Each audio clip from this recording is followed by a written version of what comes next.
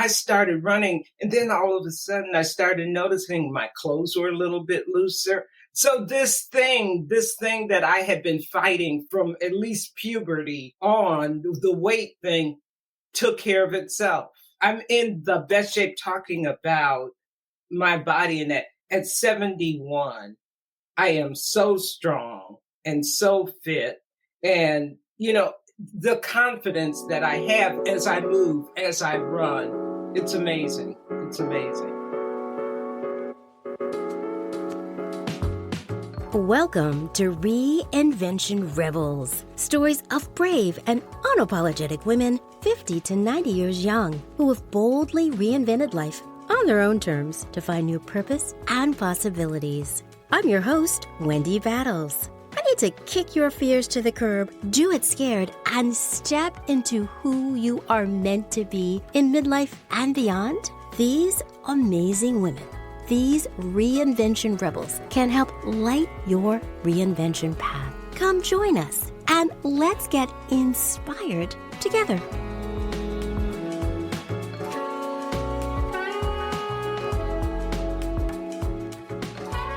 Hey, Rebels. Welcome to another episode of the Reinvention Rebels podcast.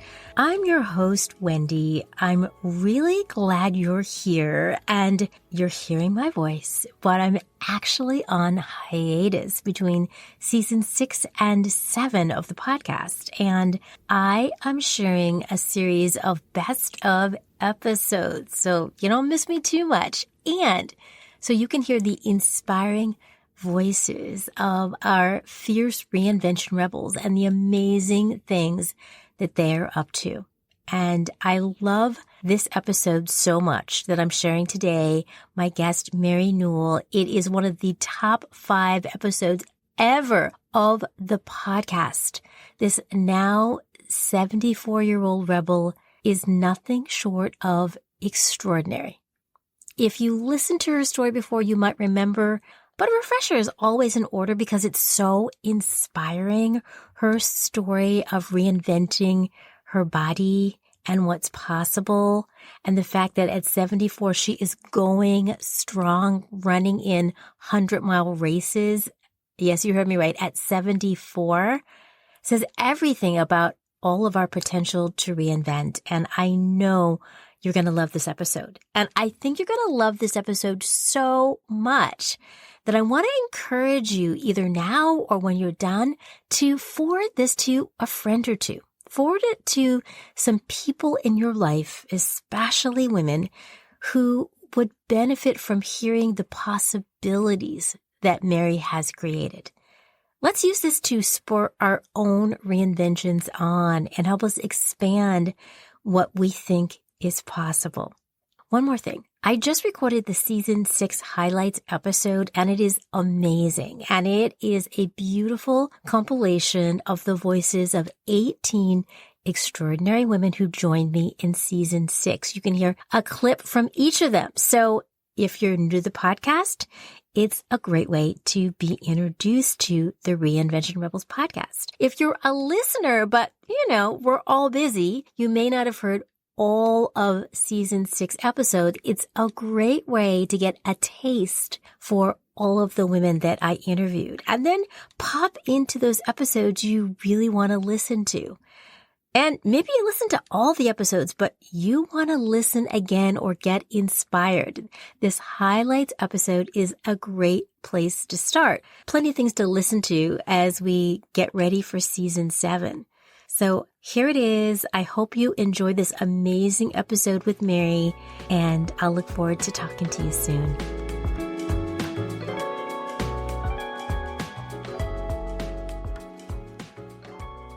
What happens when you rediscover your body at 55 through running and it turns into a passion?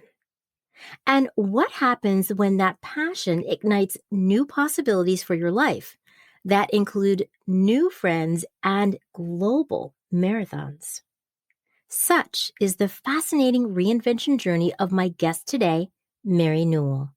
At 70 years young, Mary runs and races around the world, from the storied New York Marathon to marathons as far away as Canada, Brazil, Greece, Sweden, Ethiopia, South Africa, and China. Along the way, Mary has gained new insights about herself and her capabilities, and fed her passion for travel. She's a fabulous example about what midlife reinvention can foster and how we can continue to reap the benefits of our reimagined lives as we age. You are in for a treat today about how we can kick limiting perceptions about our bodies to the curb as we age and embrace and lean into our fierce, courageous, and fabulous selves with joy. Mary Newell, welcome to the Reinvention Rebels guest chair. Thank you. It's great to be here. I am really excited about our conversation today. I have so many questions that I want to ask you about reinventing yourself and running and travel. And I do want to start our conversation by asking you a little bit of a background question. You are doing amazing things with your body at 71, running 4 times a week. Were you always athletic growing up? No. And see, this is the thing. This is the beauty of what I'm doing now is I was the kid who my mother used to have to make me go outside to play. I was the bookworm. I was the nerd. I spent my time in the house reading books and watching those black and white Betty Davis, Alfred Hitchcock, all of those dramas, the grand dramas. I love those. And so, I just dreamt, Rock Hudson, all of that stuff. And then, and you might get your head out of a book and get outside and don't come back until I tell you. But, once I get outside, I'd be okay. But I was never, and this has been a change of perception for me.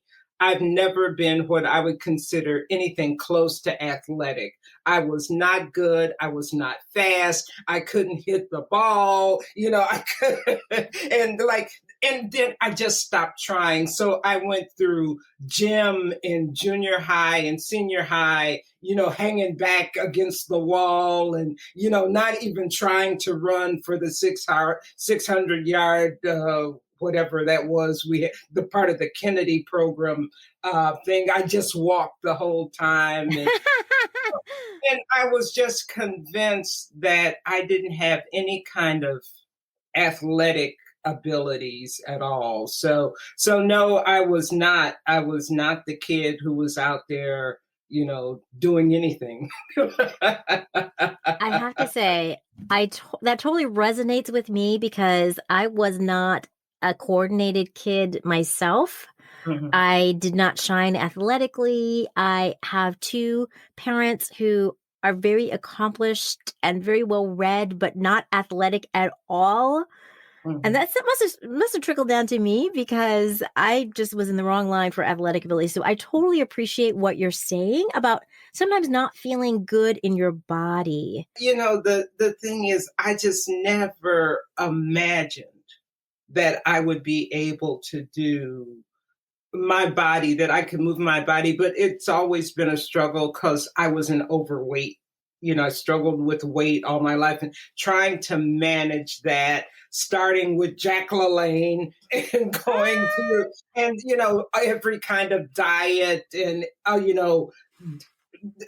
the things I did and buying every piece of physical equipment that I would not use. Yeah. I tried maybe once or twice, and then that didn't work. But my relationship with my body was one of, it was like a war almost. I just, I did not love my body. I did not, because it wasn't looking the way I wanted it to look, and I couldn't make it look any different. I didn't know how to do that. So there was a struggle with that.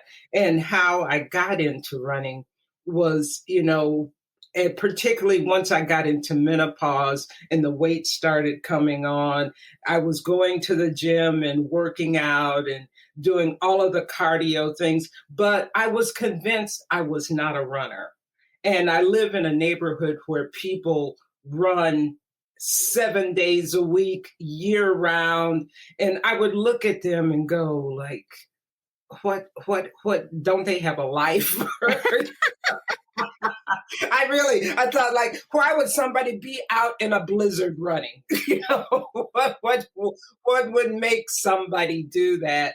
But, I was curious as to what would make somebody do that. Why would you do that? But, just, it wasn't me. I did try running a couple of times and I was so sore afterwards because, of course, I go into it. I did it with, some guy or some group or something, and I would run the whole whatever 3 miles, and they would say, we can stop whenever you want or whatever. And I was like, oh no, no, I can do it. So you just had to go for it. Yeah, right. And then, like the next day, I couldn't move. And then as the week wore on, it was worse. And it never occurred to me that that would get better. So, like, okay, I did it twice. That's it. Not doing it. I am not a runner. I will never be a runner. So, I think that's so interesting what we perceive about ourselves, not necessarily what other people perceive about us, but how we feel about ourselves and the impact that has. Because here you were in menopause when our body is already changing in ways most of us don't like, as in gaining weight and our metabolism is slowing down. And then you were being proactive, though, as I heard you say, going to the gym, since you had tried running a couple times, but it really hadn't worked out. So what was it that shifted for you to be able to start running? So those two attempts I made at running, one was in my 20s, the other one was in my early 40s. At the gym, I did all the cardio, the Stairmaster, the recumbent bike, all those things. And I would do brisk walking on the treadmill. Now, there would be people running on the treadmills around me, but, I wasn't a runner. So I just did brisk walking. And I will never forget, I don't know the exact day in January of 2006, but I was on the treadmill and I was doing a brisk walk. And for some reason, I just turned up the speed a bit and started running. I don't. Maybe it had to do with it being a new year, trying something. I don't know. It was subconscious, obviously, but I started running, and then all of a sudden, as I'm running, I go, "What am I doing?" Wait a minute. What is this? I am running. I am running, and I kept running, and it felt so good. So whatever, 10 minutes, 20 minutes, whatever I did, I finished that. And like the rest of the day, it's like, I actually ran and it wasn't so bad. And so then, the next time I went to the gym, I did it again. And I started just running on the treadmill. And then one of my friends who worked out at the gym said to me, you ought to sign up for a race. And I'm going, why? And he said, if you can run for a half hour on the treadmill, you can do a 5K. And so, I'm thinking, well, that would allow me to check off a race, if I can do it. But the question is, like a 5K, first of all, I was thinking, how far is a 5K? but the thought, if I can do that, then that would probably be it, because I've done a lot of things and did one and done, whatever it was. So I signed up for the Labor Day road race, and then I told everybody I knew so I wouldn't back out of it. I told everybody I knew. I told the mailman. I told people in the stores. I signed up for a 5K. I'm doing the New Haven Road Race, Labor Day. And, so people who knew me go, you? You're doing what? You're doing what? Yeah, what are you going to do? But that was it. So, I got there that morning and I was standing at the start, just kind of like, oh my God, what have I done? What if I pass out? What if, I had all kinds of horror scenarios in my mind about what if, it doesn't work. And there was a woman there. She was a nurse. I remember that. she was talking to me and she understood it was my first race and she recommended that I get this book. It's called The Courage to Start, and it's about running. And so, so I talked to her, and then the race started, and I started running. And I wasn't even thinking. I just kept running and kept running and kept running. And then all of a sudden, I see the banner, the thing, but I had never seen the finish before. And I'm going, is that it can't be the finish? Because first I couldn't believe that I had actually Yeah. run for 3.1 miles and that, I was already at the finish. So I ran a little past just in case it was, just in case it wasn't. And somebody said, this is the finish. You can stop now. But it was the best feeling. It was just that I had actually done it. I had run a race and finished it. So, I went home and, called people and then I went up to Barnes and Noble to look for that book. And I got that book, and it's the best. And I have recommended that book to so many people over the years when they start running, because the guy who wrote the book, John Bingham, was an overweight guy who started running. And, he talked about if you run, you're a runner. And so it's like, I'm a Really? runner. I I'm a love it. runner, and he talked about, going at your own pace. And, of course, I had in my mind the elite runners that you had to be able to run like that. I didn't know you could just run. You can even walk. You don't even have to run the whole way or whatever. But I was a runner. There was the ta-da, I love Mary it. Newell is a runner. Mary Newell And is a runner. yes. And then I started telling everybody I was a runner.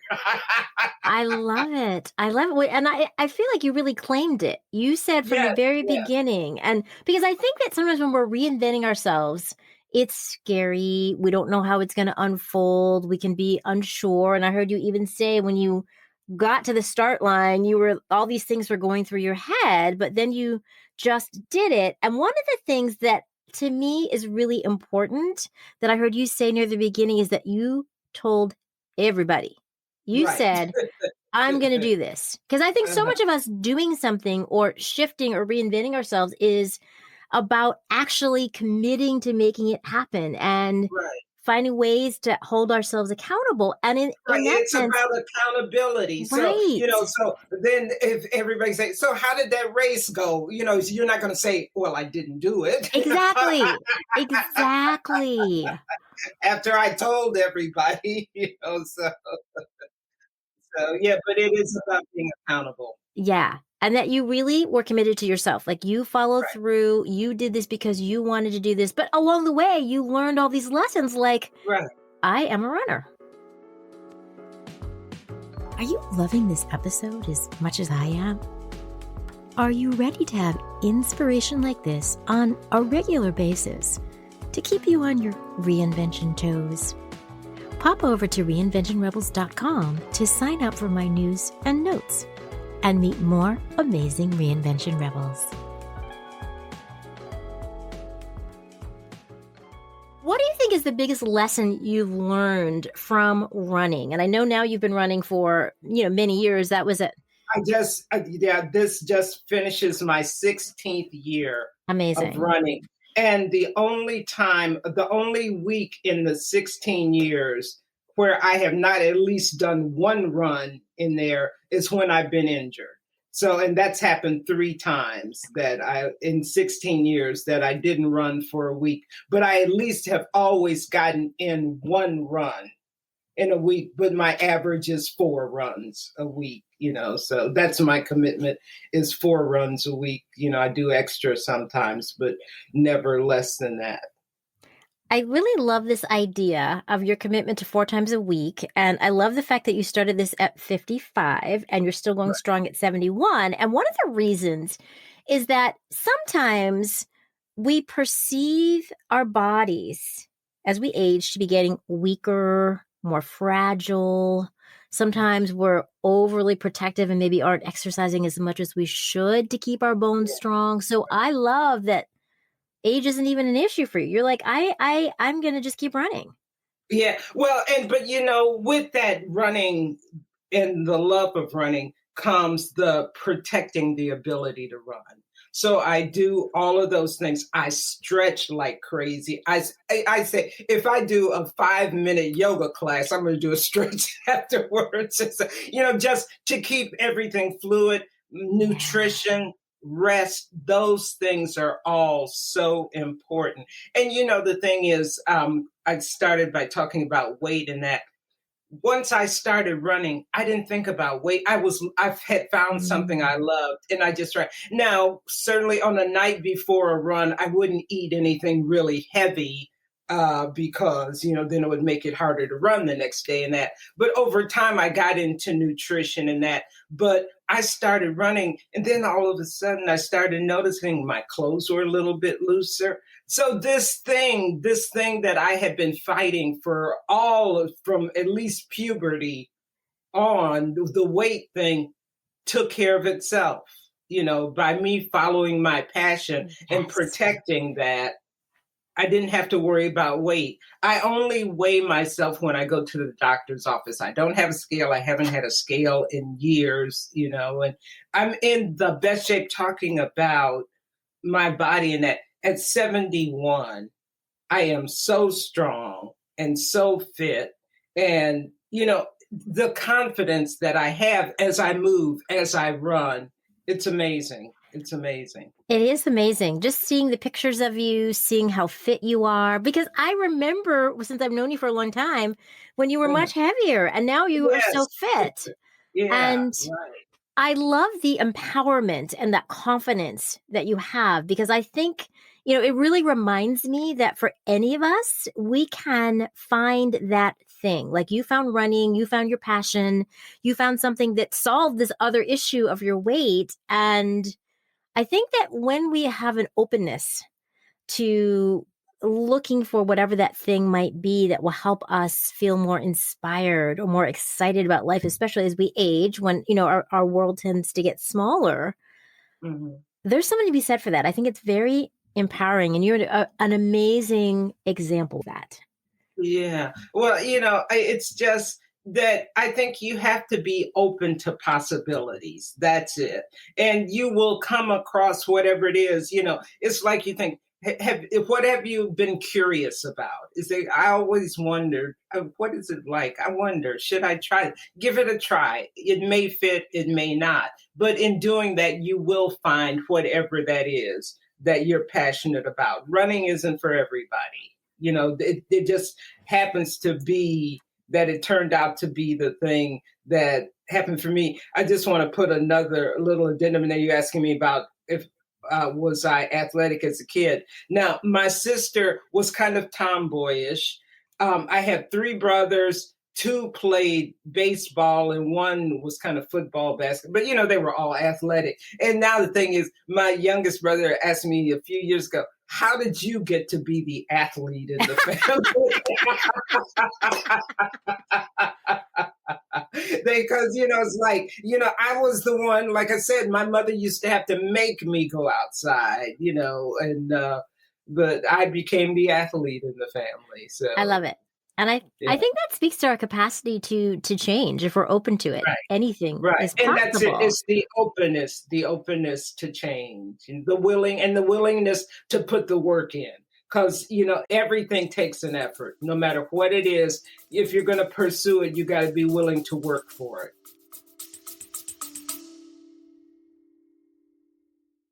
Are you thinking, I'll have some of what she's having? Reinvention rebels are amazing, as you can hear from our discussion. They've put themselves first, decided their dreams matter, and are taking action. They have unleashed their inner rebel and are living on purpose in midlife. Are you ready to start putting yourself first and embark on your midlife dreams, focused on what you want, not others' ideas of what you should do? Come check out my new audio course, Midlife Reinvention from the Inside Out, 8 Essentials to Greenlight Your Life.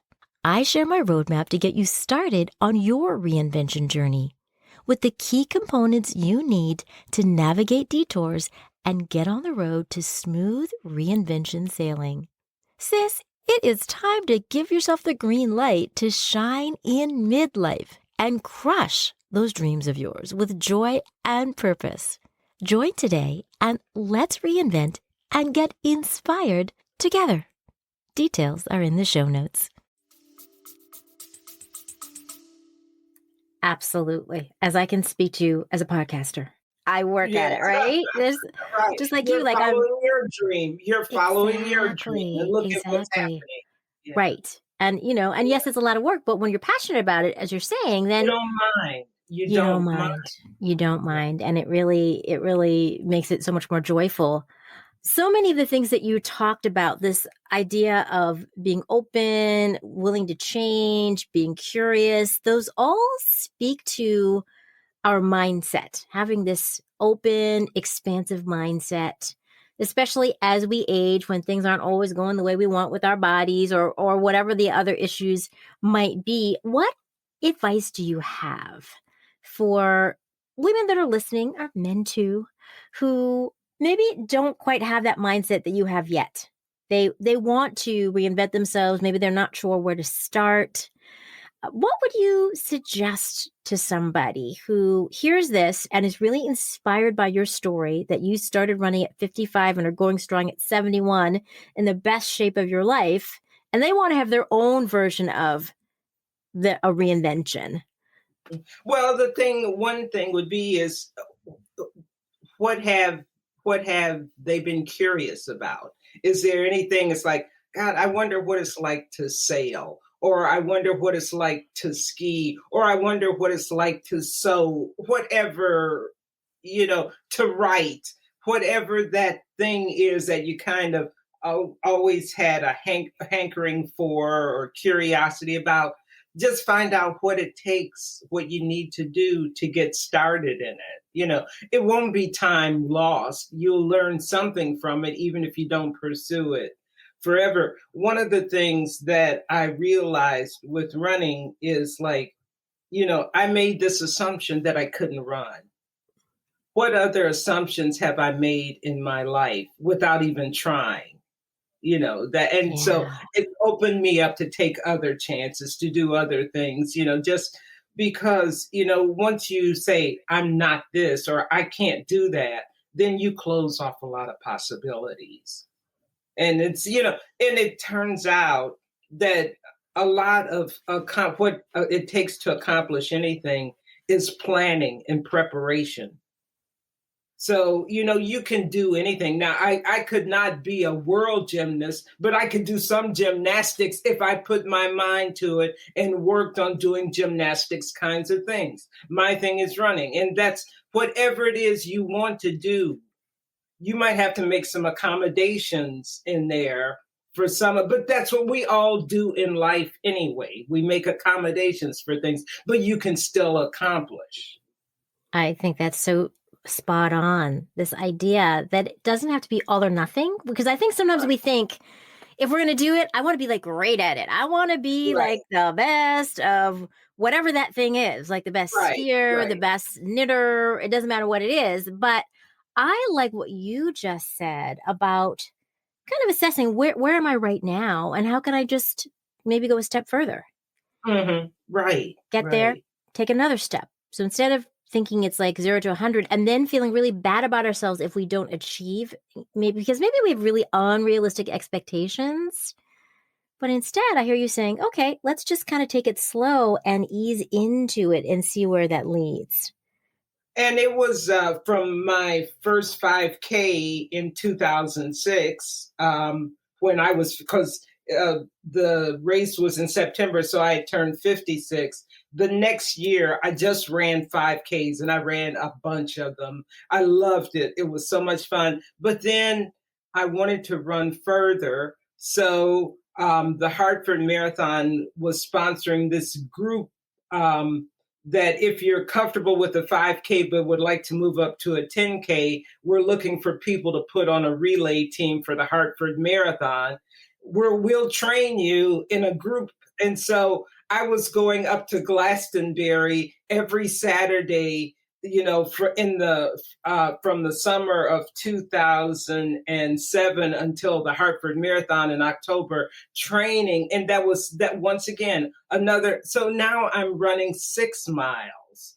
And actually, my leg of the marathon, they changed the route. So I had the first leg, my leg of the marathon was 7 miles. So I ran farther than I had ever run before. So, I did 10Ks. Then I did my first half in April, which is 13.1 miles in April of 2008.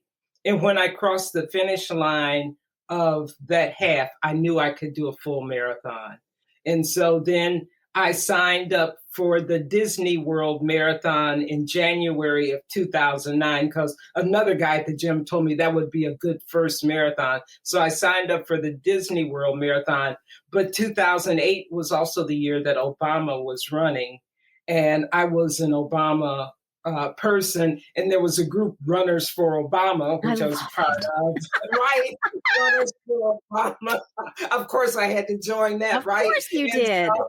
And so they came up with the idea of doing the Chicago Marathon as a fundraiser for Obama. So, so they said, if you ever hoped to run a marathon, this would be your chance. And so it's like, of course, I'm going to do Chicago. So I did Chicago in October, and I still did Disney in January. But to do the Chicago Marathon, and once again, it was that kind of scary, like starting at 26.2 miles. That's pretty far.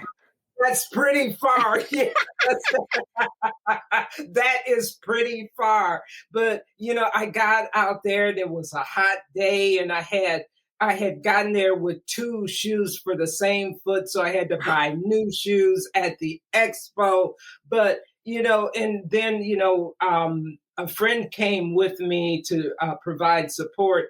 And, we had a flight getting away from the marathon and getting the plane that night back home. I didn't even have time to think about what I had done. And by the time I got home, it was like after midnight. I crashed. The next morning I woke up and I was like, I started to move in the bed and I was sore. And I thought, I did it. I ran the marathon. It was like, it dawned on me that I had actually did the marathon. It was like, I couldn't, that's when it hit me what I had done. I love it. It was so amazing. So. I love the journey that you've been on. And I like how you have done it incrementally, which I think is a great example for people that are listening who have this idea, or whatever idea it might be that they're going to come up with of a reinvention. And they can see this path you took, that it wasn't, I'm going to start running and then run a marathon. It's like, okay, right, exactly. 5Ks. No, right? Take your time. Exactly. Yeah. And I think there's something to be said for that. That's so instructive about how we can do this more successfully if we take smaller steps and find success and build on that. And you're a star in your own show. You may not be an elite runner, but I'm a star in my own show. So exactly. And I know that because every time I look on Facebook and you've gone to some race, you're holding up your medal or talking about how well you've placed in your age group, and I'm like, go girl. It's so inspiring to see that. Yeah, that I actually win trophies. Yes. I win trophies. I love it. And I think there's something to be said too that is very exciting about, not that you're doing it for the trophies, but when you actually do well though, and it's acknowledged, it's also a really good feeling. Exactly. Because I do put in the work. I put in the work. And I do the strength training and the running and all of the stretching, like I said, meditating, working on the mental part. Because really, it's mental. It's mind first. You've got to believe you can do it. You got to be prepared to make the sacrifices. You've got to be able to endure the setbacks, the disappointments. Not every race is going to go the way you want it to go. And, and you just keep going. And then there's injuries. You run Right. long enough, you're going to get thin, and you Keep take it going. all in stride. It's all part of the process. And I imagine that by meditating and doing all these other things that are taking care of yourself, when you are injured, because it sounds like you've had minimal injuries because you've done such a Right. good job of taking care of yourself on multiple levels, that it makes it much easier to navigate, I would imagine. Right. Oh, yes, it is. It's like, okay, this is the time when I'm not going to run, but I'm going to do more strength training. I'll do more cycling. I'll do more walks, and, something else. So that when I start back running, it's like the logical next step, that Yeah. it's not like I got to start from scratch. One thing I have found that's been helpful for me in reinventing myself as a podcaster is being part of a community of other podcasters Wow. who understand, especially indie podcasters, because, this is not the Daily. This is not a podcast produced by the New York Times with a huge production crew. Right? This is Right. little old me and my Mhm. editor and so many indie podcasters. There's like 2 million podcasts in the world, and so many. Really? Yes, Wow. the majority are indie podcasts. So having community to connect with other people, to share ideas, to say, hey, have you tried this? Or people give me ideas, has been really powerful for me and very encouraging. And it's really like a very warm, open community where people are really willing to share. I Mhm. get the same idea that you have created this amazing community of people, this running community. And I'm kind of curious, before you started running, were you part of communities that were this sort of cohesive and vibrant, or did that happen through your running?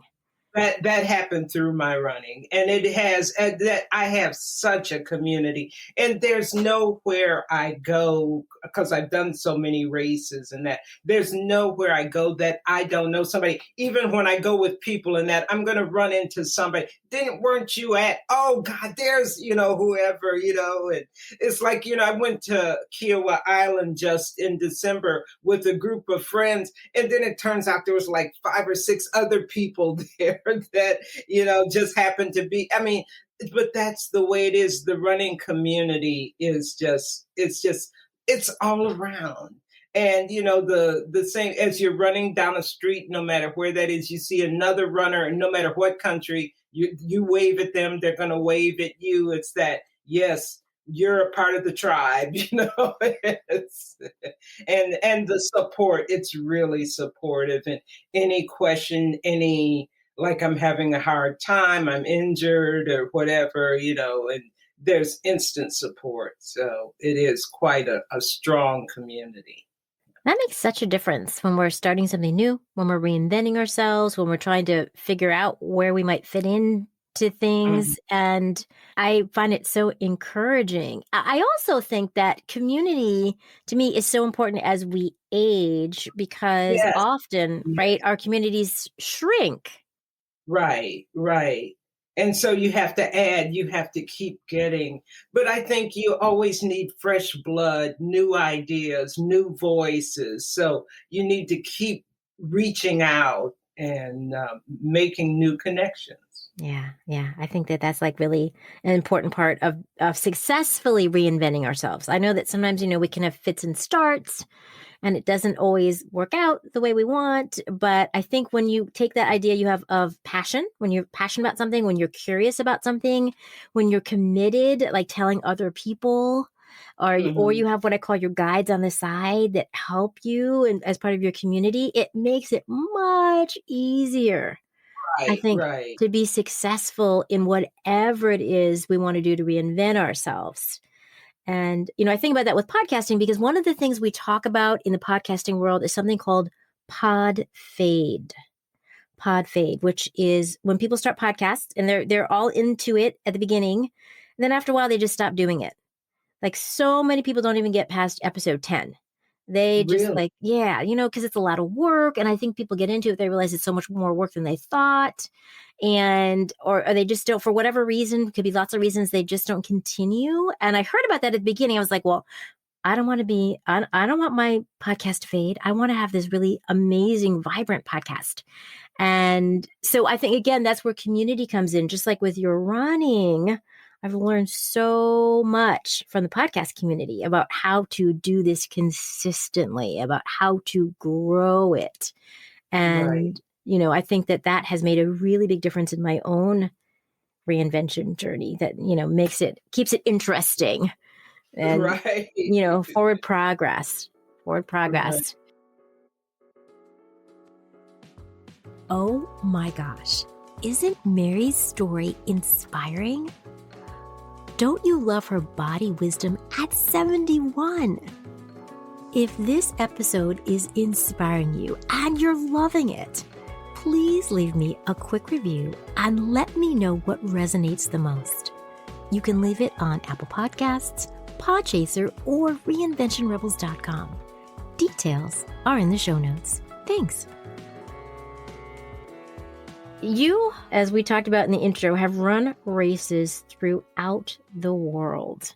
You have these beautiful pictures that you post on Facebook of these incredible places you go to. And I'm curious about what you've learned about yourself through all of your travels. So this reinvention really ignited something completely new for you on many levels, including travel. What have you learned from all of your traveling around the world, really?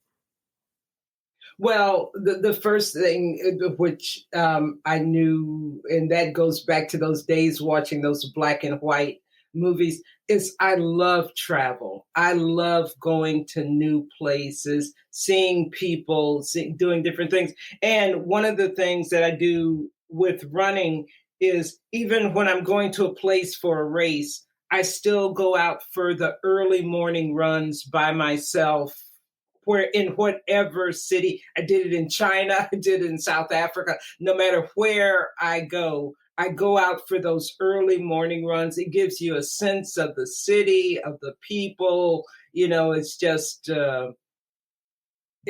something. And that really, runners are runners, no matter where, no matter what. Even if you can't communicate language wise with them, there's that kinship, there's that understanding, that and it takes some bravery. You talked about brave.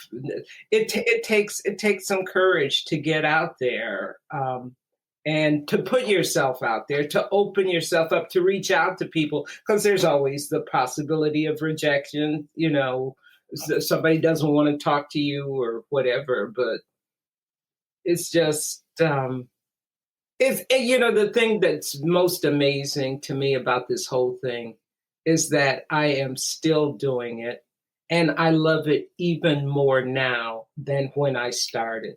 It's the gift that keeps giving, really. It's like, and I'm better at it now. At 71. At 71, I am a better runner at 71 than when I started. And it's just in the feeling, it's such a feeling of being alive and being free.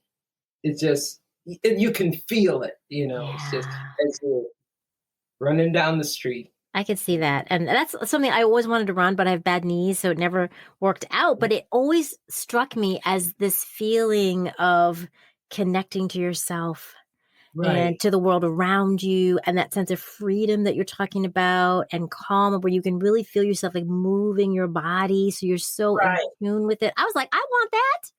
Yeah. But I'm going to settle for living through Mary. A body consciousness, you feel the muscles and the bones and Yes. you're breathing, all of that, it's a package. Yeah. It really is. So, yeah, I love that. I love how you are the strongest you've been at 71, because I think that, it's easy to make excuses about not exercising or eating well sometimes, or we're really busy. And it all comes down to, I believe, our priorities. Like we have to that's want to take care of ourselves, and right.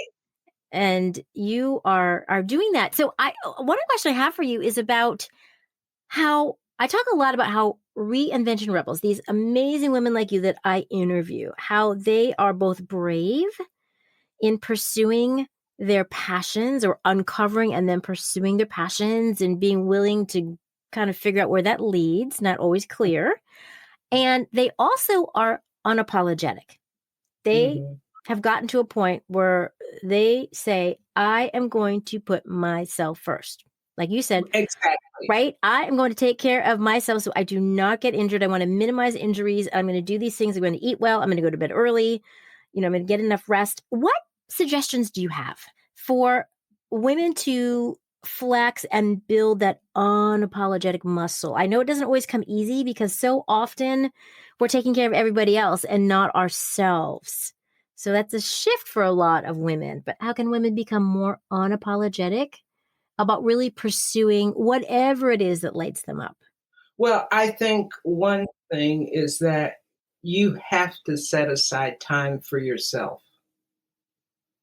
No matter what, if that means getting up at 4, or if you can't squeeze the time out during the day, but you can squeeze the time out somewhere in there. Set aside time for yourself to think, to write, to meditate, that's what you're trying to figure out, what it is you want to do. So that's where you start, but that has to become a habit, that ritual of getting up. I'm an early morning person, obviously. So for me, and that's also what makes I'm making myself a priority by starting my day out doing something physical, doing what I love to do. I'm starting my day out doing that. And then the rest of it, it's like the rest of the day is gravy. No matter what, you get to the office, I've already worked, and I did good at it. So it takes the pressure off what's going on with work and that. But I think that you have to prioritize time for yourself. And that's not selfish, because you really can't take care of other people if you can't take care of yourself. That cup is going to get empty real fast, and nothing is going to fill it up. And then you're going to be running on empty, and you're going to be tired, and you're going to be depressed, and you're going to be angry and resentful, and nobody appreciates me. You know the Yes. song and dance. Yes. Yes, I You know do. so you've got to give yourself the gift of time and the freedom to pursue whatever it is you want to pursue. And Yeah, you can make it work. No matter how many responsibilities you have, you can always make it work. absolutely. I'm so with you on that, and I do the same thing. I get up 4:45 every morning so that I can work on the podcast before I go to my full-time job. And I also make time to meditate and exercise. So, Yeah. when we want to really do something, as my mom used to always remind me growing up, well, honey, you have time to do those things with your friends. Right. So, Exactly. Right. You got a lot of time to do a lot of stuff that's, BS. So, you how about putting some of that time into yourself? exactly, exactly. Becoming the best version of yourself. Really, that's it.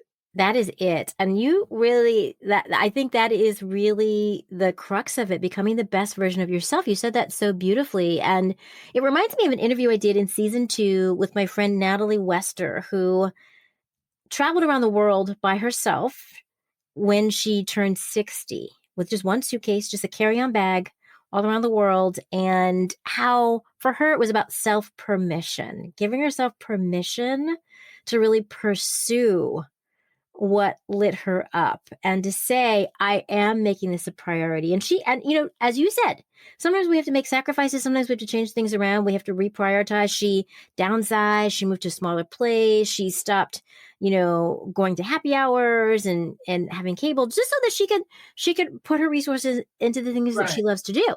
And I just think it's just a reminder. It's a reinforcement. What you're saying, what she said, what so many other reinvention rebels have said, it is totally possible. Sometimes it takes a while maybe to kind of figure out what that right mix is for you, but that we all can do that. But there is a right mix for you. That's the thing. You have to figure out what it is for you, but there is a right mix for you. There is a right mix. Why would you be a supporting actress in your own play? I mean, Right? really think about it. Think about it. I love that metaphor because I like to be in the lead. I want to be on Right. stage. I The want to be star. center I'm the stage, right? Like, star. hello.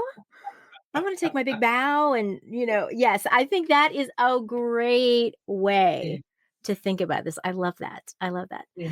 So at 71, you are doing your running 4 times a week. What does the future look like for you when you think about running and, what do you see for yourself with that? Well, I never intend to stop running.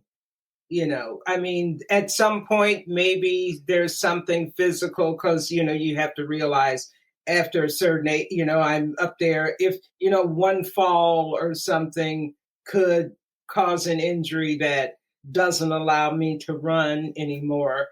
But then,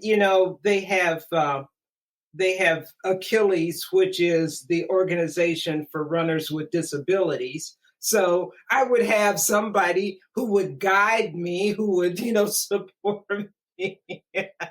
So I could still do races, I may walk. Even if I was in a wheelchair, somebody would push me. I mean, there's Yeah. all kinds. Then I could also volunteer at races, but there's something about being in that crowd. It's like I'm not watching. I'm in the mix. That's the thing about races. I think that I'm in there, not on the Yeah. sidelines.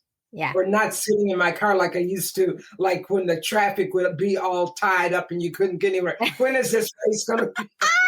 I know. That's what non-runners say in New Haven, right? On Right. Labor Day. It's like, really? Come on. Yeah. You can't get out of East Rock Yeah. on race day.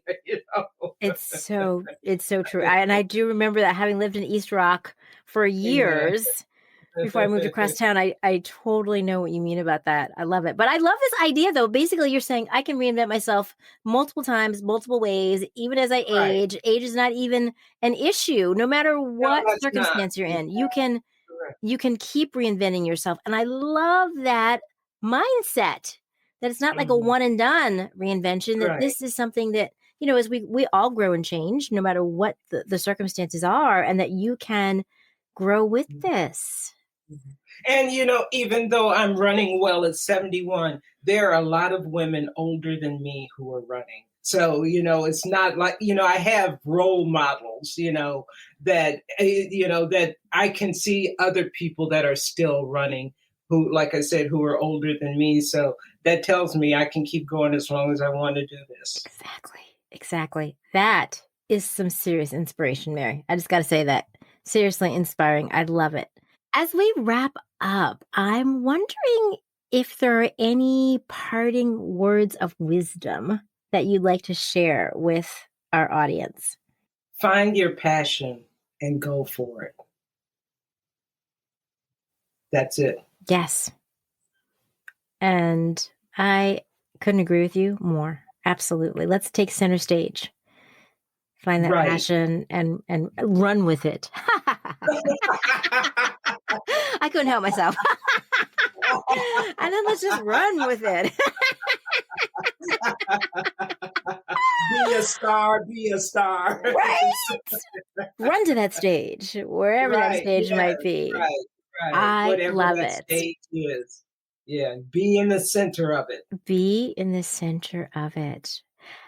There may be people who hear this episode and are really excited because they may not be runners, but they may see something in your story that inspires them to think about their own reinvention.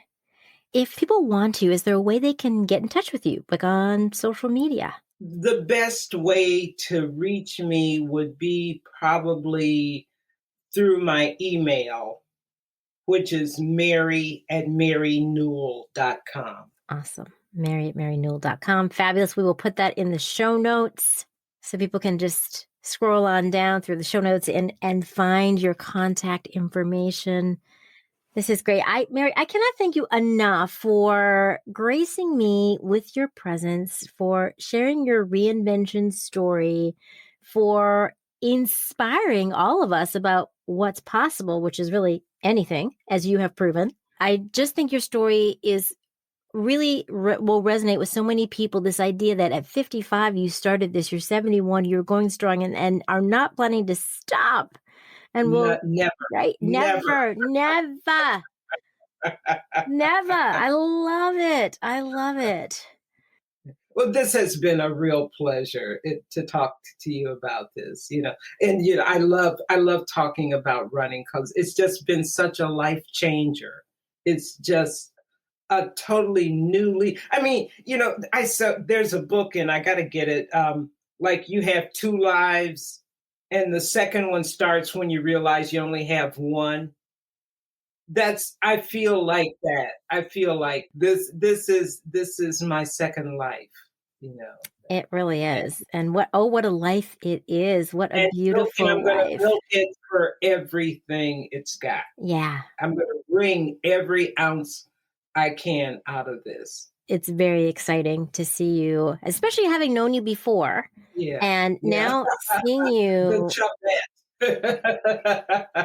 I mean, it's awesome because I can see how we all have this capacity to change if we so choose. And you just exemplify that. So thank you, my friend. Thank you.